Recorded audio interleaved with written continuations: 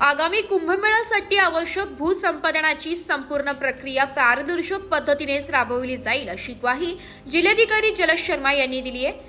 त्र्यंबकेश्वर नगर परिषदेच्या सभागृहात शनिवारी झालेल्या बैठकीत जिल्हाधिकारी शर्मा यांच्या अध्यक्षतेखाली शेतकऱ्यांसोबत चर्चा करण्यात आली।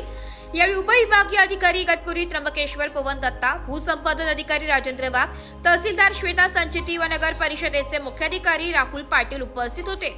कुंभमेळ्याच्या अनुषंगाने घाट व 30 मीटर रस्त्यांसाठी त्र्यंबकेश्वर हद्दीतील जमिनींचे अधिग्रहण करणे आवश्यक असल्याचे जिल्हाधिकाऱ्यांनी स्पष्ट केले। त्यांनी भूसंपादन प्रक्रियेविषयी सविस्तर माहिती देत शेतकऱ्यांच्या समस्या जाणून घेतल्या आणि त्यांच्या शंकांचे निरसन केले। शेतकऱ्यांनी प्रशासनाला सहकार्य करावे असे आवाहन जिल्हाधिकारी शर्मा यांनी केले। त्यांच्या आवाहनाला शेतकऱ्यांनी उत्स्फूर्त प्रतिसाद देत प्रशासनाला पूर्ण सहकार्य करण्याचे आश्वासन दिले।